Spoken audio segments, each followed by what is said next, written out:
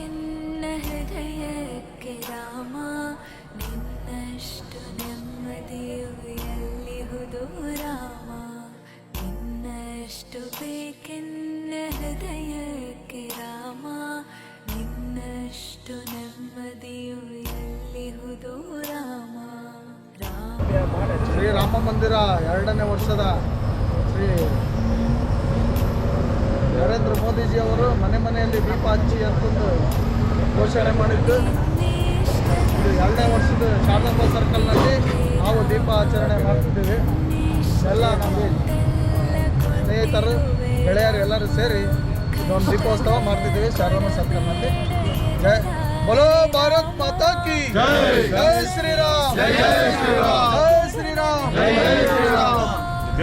ಉದ್ದೇಶ ಬಯಸಿ ನಮ್ಮ ರಾಜು ವೀರಣ್ಣರು ಒಂದೆರಡು जय श्री राम, जय श्री राम, जय श्री राम.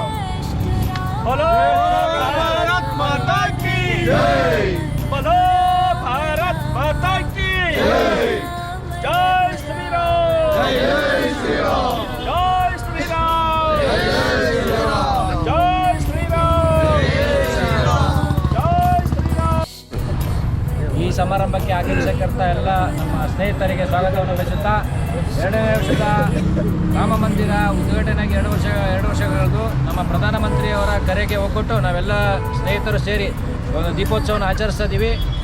ಇದಕ್ಕಿಂತ ಮುಖ್ಯವಾಗಿ ಹೇಳ್ಬೇಕಂದ್ರೆ ಎಷ್ಟೋ ವರ್ಷಗಳ ಕಾಲ ರಾಮ ಮಂದಿರ ಆಗಿರಲಿಲ್ಲ.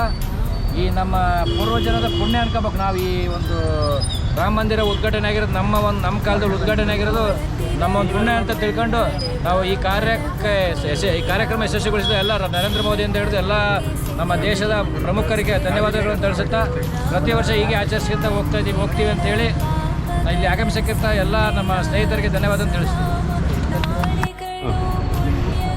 ಕಾರ್ಯಕ್ರಮವನ್ನು ಉದ್ದೇಶಿಸಿ ನಮ್ಮ ಪಂಜು ಪೈಲವಾನರು ಮಾತಾಡ್ತಾರೆ. ಈ ರಾಮ ಮಂದಿರ ಕಟ್ಟೋಕ್ಕೋಸ್ಕರ ಎಷ್ಟೋ ಬಲಿದಾನ ಆಗ್ಬಿಟ್ವು ದೇಶದಲ್ಲಿ.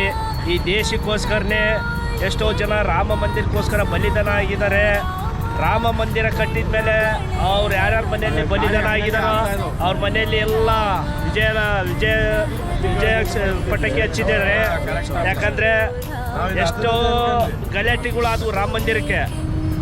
ಅಂಥ ಗಲಾಟೆ ಆದರೂ ಕೂಡ ಜಗ್ಗತೆ ತಗ್ಗತೆ ಬಗ್ಗತೆ ಕುಕ್ಕದೆ ಎದುರ್ಲಿದ್ದಂಗೆ ಧೈರ್ಯವಾಗ ಸಿಂಹ ಸಪ್ನಾಗಿ ರಾಮನ 2ನೇ ರೂಪದಲ್ಲಿ ನರೇಂದ್ರ ಮೋದಿಯವರು ಬಂದು ರಾಮ ಮಂದಿರ ಕಟ್ಟಿ ಇಡೀ ನಮ್ಮ ದೇಶಕ್ಕೆ ಇವತ್ತು ದೇಶ ಅನ್ನೋಕ್ಕಿಂತ ಇಡೀ ಪ್ರಪಂಚ ಇಡೀ ಹೊರಡೆ ತಿರುಗಿ ನೋಡೋಂಗೆ ಮಾಡಿದ ನರೇಂದ್ರ ಮೋದಿಯವರು ರಾಮ ಮಂದಿರ ಕಟ್ಟಿ ಇವತ್ತು ಎಲ್ಲ ನಮ್ಮ ಇಂಡಿಯಾಕ್ಕೆ ಒಂದು ಮಗ ಅಂದರೆ ತಪ್ಪಾಗಲಾರ್ದು. ಇಂಡಿಯಾಕ್ಕೆ ಮಗ. बोलो भारत माता की जय.